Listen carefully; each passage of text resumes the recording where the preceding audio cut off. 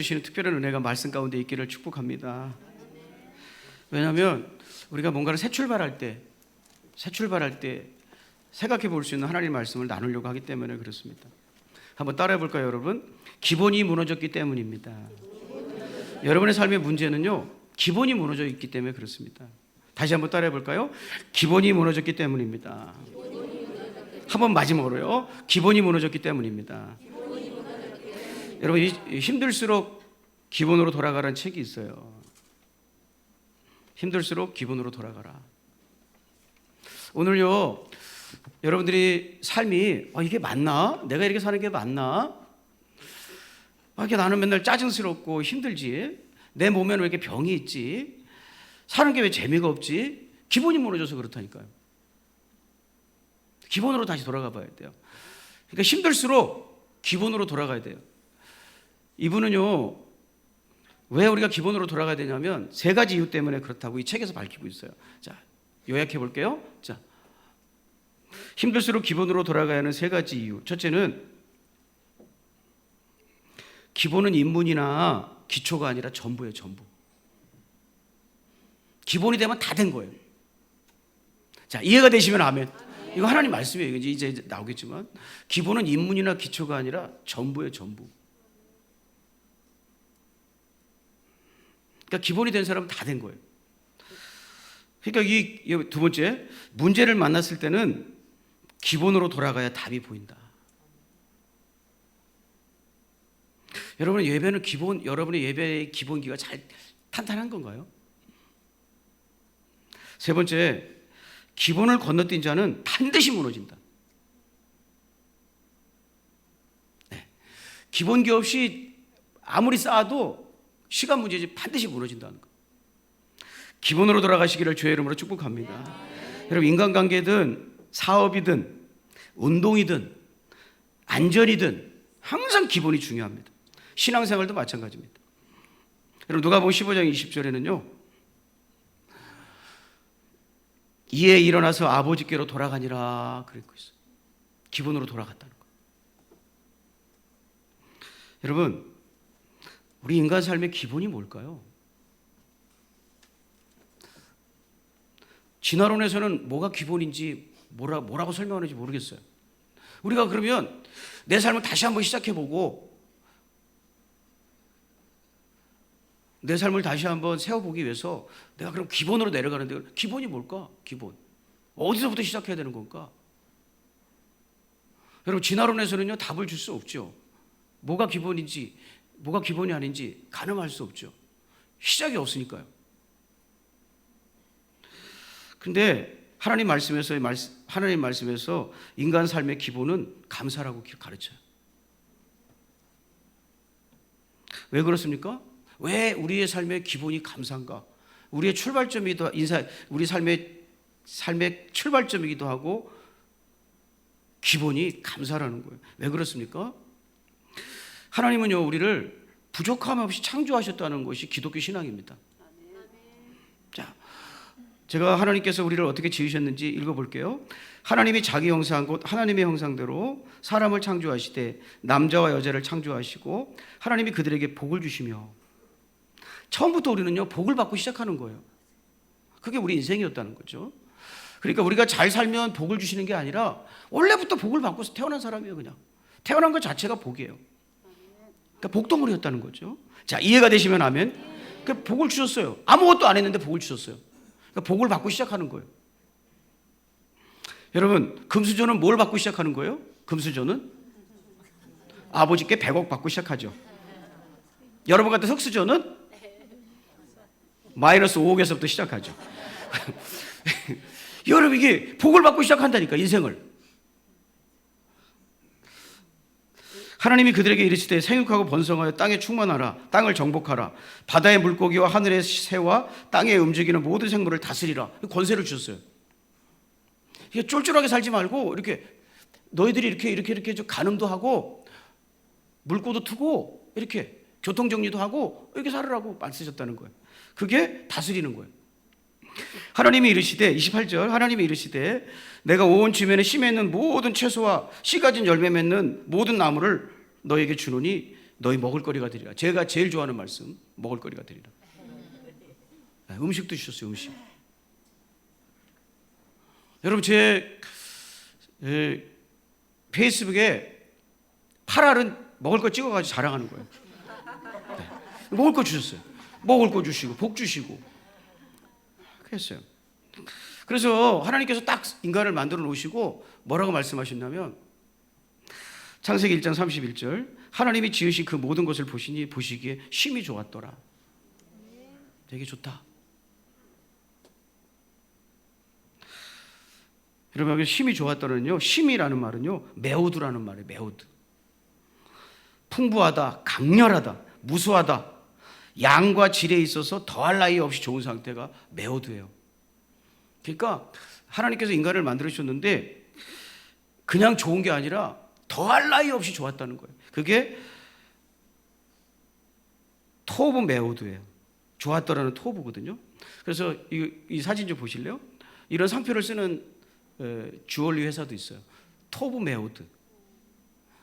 이거는 심이 좋았더라는 뜻이에요. 토브가 좋았더라고, 매우드가 심이라는 뜻이에요. 심이 좋았더라. 제 프로필 카톡 사진도 심이 좋았더라 히브리어로 바꿔놨어요. 하나님이 우리 만드셨는데요, 굉장히 좋았대요. 그런데 하나도 부족한 것도 없어요. 부족한 것도 없고 복을 받은 상태고 먹을 것도 널렸는데, 그런데 그런 에덴 동산에서도, 그러니까 인간은 감사하면서 살면 돼요. 감사하고 살면 돼요. 이제 삶을 시작하면 돼요. 그런데 사탄은 그 에덴 동산에서 불평과 원망거리를 찾아내게 했다는 거죠. 뭐 하나 부족함이 하나도 없어요. 감사하고 하루하루 살아가면 돼요. 그런데 창세기 3장 1절부터 5절 보면 사탄이 와가지고 불평거리를 찾아내는 거예요. 그 완벽한 에덴 동산에서. 자, 제가 그 장면 또 읽어볼게요. 그런데 뱀은 여호와 하나님이 지으신 들짐승 중에 가장 간교하니라. 뱀이 여자에게 물어 이르되 하나님이 참으로 너희에게 동산 모든 나무의 열매를 먹지 말라 하시더냐. 여자가 뱀에게 말하되 동산 나무의 열매는 우리가 먹을 수 있으나 동산 중앙에 있는 나무의 열매는 하나님의 말씀에 너희는 먹지도 말고 만지지도 말라. 너희가 죽을까 하노라 하셨느니라. 뱀이 여자에게 이르되 너희가 결코 죽지 아니하리라. 너희가 그것을 먹는 날에는 너희 눈이 밝아져 하나님과 같이 되어 선악을 알 줄 하나님이 아심이니라. 그랬어. 너 지금 속고 있는 거야. 더 좋은 인생이 있어. 이렇게 아쉬움을 남기는 거죠. 지금 상태가 불만족한 상태라고 얘기하는 거죠. 하나님처럼도 될 수 있는데 너 이게 뭐냐 지금 이거, 이렇게 얘기했다는 거예요. 사탄은요 최고의 축복의 땅에서도 불평과 원망을 찾아내게 했어요. 그게 인간의 삶의 무너짐이었어요.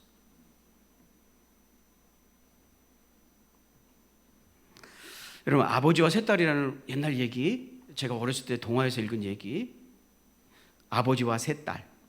이 아버지가 얼마나 좋았을까요? 딸이 셋이나 되는데. 저도 딸 6에 아들 하나만 있으면 좋겠습니다. 월화수목금 그러고. 그러니까 딸이 좋잖아요. 딸이 셋이나 있었는데 딸 셋이 행실이 나빠가지고 시집을 못 가고 있었어요. 어떻게 행실이 나쁘냐? 첫째 딸은 너무 게을러. 그래서 동네 사람들이 저 딸 큰 집 저기 저 세 딸 있나요? 가운데가 이길력이죠. 큰 딸은 너무 게을러. 동네 사람들이 다 소문난 거죠. 그 집 딸 데려오면 고생 좀 할걸요. 둘째 딸은 나무 훔치는 버릇이 있어. 자기가 뭔가 부족하다고 느끼면 자꾸 훔쳐. 동네 사람들이 다 알아. 도둑 다음에는 뭐가 붙어 있습니까? 도둑 다음에는 도둑을 부르는 전문 용어 도둑? 그렇게 불렀어요 동네 사람들. 그 걔는 이거야. 그래서 세 번째는요 늘 불평과 불만 덩어리고. 그런데 이웃 마을에 부잣집 영감이 그때 세 딸의 얼굴 이쁜 걸 보고 자기 며느리를 삼고 싶어가지고 나 아들 셋이 있는데 셋이 겹사돈을 맺읍시다 그랬대요. 옛날 얘기에. 그래서 겹사돈을 맺었어요. 세 딸을 다 우리 며느리로 달라. 그래서 갔어요. 그래서 우리 동네 소문이 막 이렇게 도는 걸 감안하고 내가 다 책임질 테니까 나에게 주시오 그래가지고 세 딸을 다 며느리로 삼았대요. 세 아들에게. 그래서 이분이 부자 영감이기 때문에 큰 며느리를 위해서는 몸종들을 많이 붙여줬대요. 게으름을 피워도 다 해줄 수 있게. 둘째에게는 고관 열쇠를 맡겨가지고 지 싸고 쓰고 싶은 대로 써 그랬대요. 그때 필요한 게 없는 거예요. 셋째 며느리에게는요, 셋째 딸에게는요, 셋째 며느리죠. 셋째 며느리에게는 야, 내가 시아버지가 가끔 놀러 와서 놀아줄 테니까 나에게 속상하고 불평불만 있으면 다 얘기하거라. 그렇게 했대요. 다 내가 들어줄게. 그래가지고 이제 몇 년이 지났잖아요. 그래서 딸 아버지가 우리 딸들이 어떻게 살고 있나 궁금해가지고 갔어요. 오랜만에 사돈댁에 방문한 거죠. 그랬더니 큰 딸은 너무 좋아진 거예요. 늦게 일어나도 뭐라고 안 하고 몸종들이 있으니까 행복해요, 미안해요 막 이러면서 살고 있더라는 거예요. 당연히 둘째 딸은 뭐 그 많은 재산이 자기가 그 창고를 관리하니까 도벽이 없어졌고요. 셋째 딸은 만났더니 시아버지가 와가지고 귀찮게 해가지고 죽었다고. 시아버지만 없으면 살겠다고 그러더래요. 그래서 아버지가 한탄하면서 갔대요. 불평불만은 고쳐지지 않는구나.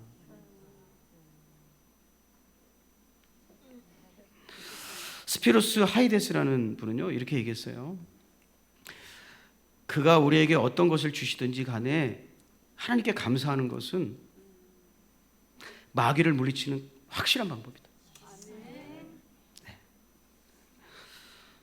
여러분, 죄는요 우리의 무엇을 무너뜨렸냐면요, 본질적으로 무엇을 무너뜨렸냐면 감사를 잃어버리게 만들었어요. 로마서 1장 27절이에요. 하나님 말씀이 이렇게 우리에게 말씀해 주고 계세요. 하나님을 알되 하나님을 영화롭게도 아니하며 감사하지도 아니하고 오히려 그 생각이 허망하여지며 미련한 마음이 어두워졌다. 여러분, 감사하지 않으니까 생각이 허망해진다는 거예요. 그리고 마음이 어두워졌다는 거예요. 죄는요 우리의 마음과 생각을 영향을 줬는데 어떻게 영향을 줬는가? 감사를 잃어버리게 만들었다는 거예요. 그래서 그 감사를 잃어버린 마음은 헛된 것을 추구하기 시작했다는 거예요. 그게 허망이에요, 허망.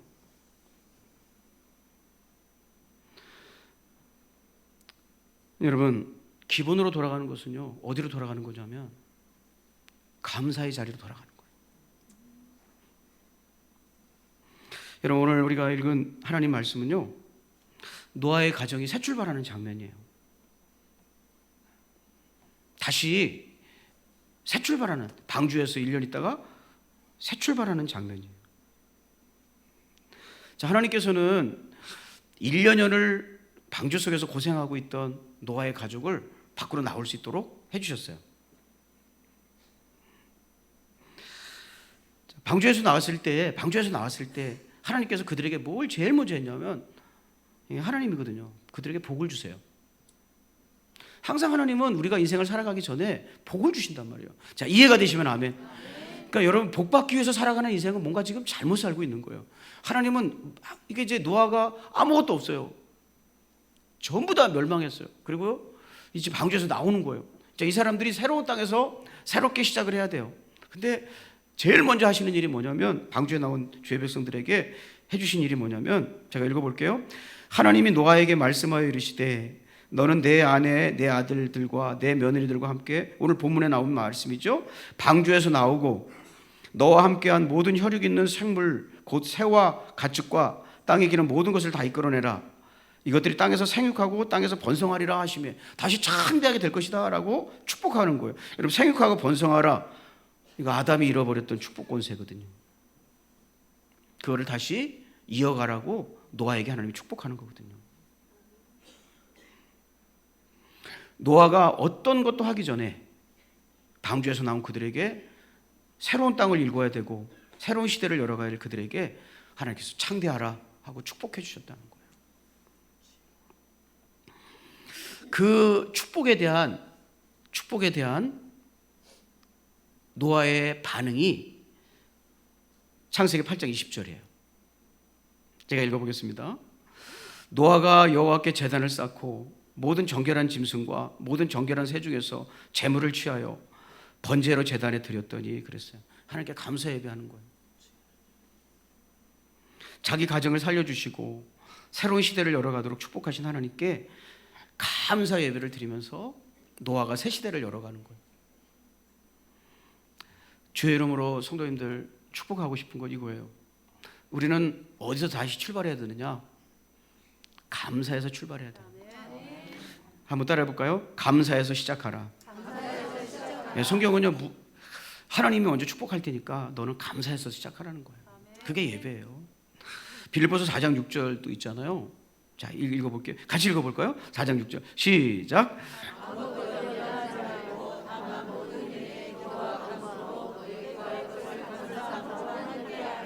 아멘이죠. 예, 아무것도 염려하지 말고라는 건 어떤 상황이 전제되어 있는 거예요? 깔려 있는 거예요? 우리가 세상을 살면서 근심할 것, 속상할 것, 염려할 것이 있다는 거예요. 그 사실을 인정하는 거예요. 근데 그걸 어떻게 풀 것인가? 어떻게 풀 것인가? 속상한 일 만나고 염려할 일이 생기고 걱정스러운 일들이 생기면 어떻게 풀 것인가? 주님은 기도하라는 거예요. 근데 어떤 전제가 되어 있냐면 감사함으로 기도하라는 거예요. 그러니까 기도보다 감사가 먼저인 거죠. 감사하고 너 있는 현실을 감사하고 받아들이고 기도하라는 거예요. 여러분, 좋은 사람으로 살아가기, 좋은 교회로 우리 교회가 세워지기. 여러분, 오늘 가정의 날 어버이 주일이니까, 어린이 주일이니까 좋은 가정 만들기. 우리 가정은 어떤 가정이 좋은 가정이냐? 서로에게 감사하는 가정이에요.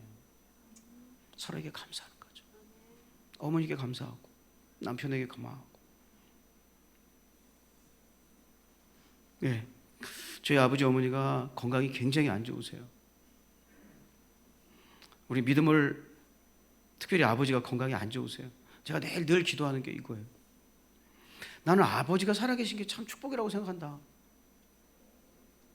그러므로 하나님, 저 상태라도 괜찮으니까 적어도 90은 넘게 좀 살게 해주세요. 이렇게 고마운 마음으로 아버지께 기도해요.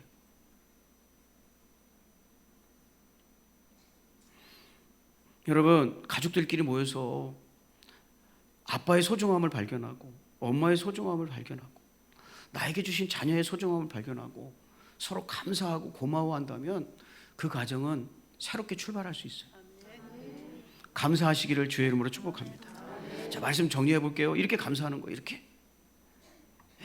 아내가 얼마나 고마워. 여러분, 제 카톡에 놀러 오세요. 카카오톡에 놀러 오세요.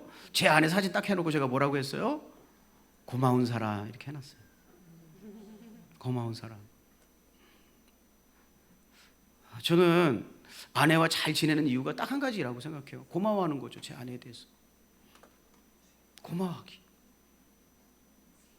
사실은요, 이 설교하려고 바꿔놨답니다. 그전에는 그렇게 안 했는데, 이제 여러분 와서 보라고 이제 하려면 이제 해놔야죠. 그래서 고마운 사람이라고 바꿔놨어요. 여러분, 사탄, 아까 말씀 정리해 볼게요. 사탄은요, 어떤 순간에도 원망거리를 찾아낸다니까요. 감사의 눈을 가지고 서로에게 고마워할 줄 아는 가정들이 되셨으면 좋겠어요. 네, 참 고마워요. 네, 고마워요. 제가 저녁에 날마다 누우면 제 아내 손을 쓰다듬으면서 참 고맙다. 당신이 내 아내라는 게 나는 지금도 믿어지지 않게 고맙다. 이렇게 얘기하죠. 비웃어 주셔서 고마워요. 자, 한번 따라해 볼까요? 이렇게 감사하라. 이렇게 감사하라. 네, 이제 감사가 기본이에요. 이제 감사하고 출발하는 거예요. 내가 감사를 잃어버렸기 때문에 이런 문제들이 막 생긴 거예요. 그래서 이제 감사하고 새 출발하는 거예요. 우리 문제들을, 인생들을, 우리 가족들을 시작하는 거예요. 자, 이렇게 감사하라. 다시 한번 해볼까? 시작. 네, 첫째는요, 두 가지만 할게요. 첫째는 감사를 표현하는 거예요. 굉장히 중요해요. 창세기 8장 20절. 노아가 여호와께 제단을 쌓고 모든 정결한 짐승과 모든 정결한 새 중에서 제물을 취하여 번제로 제단에 드렸더니 그랬어요. 할렐루야. 이게 여러분 정결한 짐승이라는 건 무슨 뜻이냐면 먹을 수 있는 짐승이라는 거예요. 먹을 수 있는 짐승. 구약에서 정결한 짐승이라는 건 먹을 수 있는 걸 얘기하는 거예요. 그러니까 지금 노아가 이렇게 1년 동안 방주에 살다가 나왔거든요. 근데 먹을 것이 없어. 근데 정결한 짐승이라는 건 양 이런 것들이에요. 되새김질하고 이런 거. 그래서 소 이런 거서 내가 먹을 수 있는 짐승이에요. 근데 그 중에서 하나님께 예배를 드렸대요. 그러니까 본문 말씀을 보면 쌓았다, 취했다, 골랐다는 거죠. 취했다, 그리고 드렸다 이런 것들은 노아가 하나님을 향한 감사를 표현하고 있다는 구체적인 정황들이에요. 성경은요 감사를 표현하지 않을 때 감사했다고 그러지 않아요. 여러분 가족들에게 감사를 표현하시기를 주의 이름으로 축복합니다. 여러분 감사일기 쓰기가 왜 기적을 나타내는 줄 아세요? 감사일기를 쓴 사람들은 전부 다 기적을 경험했대요. 감사일기 쓰는 법, 감사일기의 기적. 여러분 이게 한번 읽어볼게요. 감사일기 쓰는 요령을 이렇게 얘기하고 있더라고요. 7가지 원칙이 있는데 첫째, 한 줄이라도 좋으니 매일 써라. 잘 보세요. 뭐 이혼 위기를 겪었던 가정이 감사일기를 쓰면서 천국과 같은 가정이 됐어요. 뭐 수도 없이 많죠 그런 얘기들. 우리가 여기서 영상으로도 보여드렸어요. 집에서 정말 나쁜 아버지였던 아버지가 감사일기를 쓰면서 정말 둘도 없는 아버지로 변화되고 이런 거. 자, 그런데 그 감사일기 쓰는 요령을 이렇게 얘기하고 있어요. 한 줄이라도 좋으니 매일 써라. 주변의 모든 일을 감사하라. 무엇이 왜 감사한지를 구체적으로 작성하라. 4. 긍정문으로 써라. 비꼬지 말고 긍정문으로 써라. 때문에가 아니라 덕분에로 써라. 뭐뭐 덕분에 내가 이렇게 됐다. 감사 요청 일기는 현재 시제로 작성하라. 지금. 7. 모든 문장은 감사합니다로 마무리하라. 여러분 7가지 원칙을 톡 정리하면 뭐예요? 표현하라는 거예요. 표현. 써 이렇게 써보라고. 입에다 담지 말고 써보라고요. 이렇게. 여러분 그렇게 표현할 때 기적이 나타날 줄로 믿습니다. 30년 동안 당신 사랑해 고마워라고 말하지 말고 표현하세요. 정 쑥스러우면 저처럼 프로필에다가 나는 우리 아내를 세상에서 제일 예쁜 여자라고 생각하고 고마워한다 이렇게 써놓으세요. 표현하세요. 나는 우리 아내같이 예쁜 여자는 없다고 생각한다 써놓으세요. 기적이 일어날 줄로 믿습니다. 그래서 감사를 표현하세요. 두 번째는 당장 시작하세요. 여러분 우리 수요기도회 때 그런 말씀 나눴어요. 순종에는요 유통기한이 있어요. 유통기한. 내가 아주 좋은 말 들었네 그럼 나중에 한번 하겠지. 100% 안 하는 거라고 생각하시면 돼요. 바로 가서 오늘 하는 거예요. 아내에게 고맙다고 하고 아이들에게 고맙다고 하고 부모님께 고맙다고 하고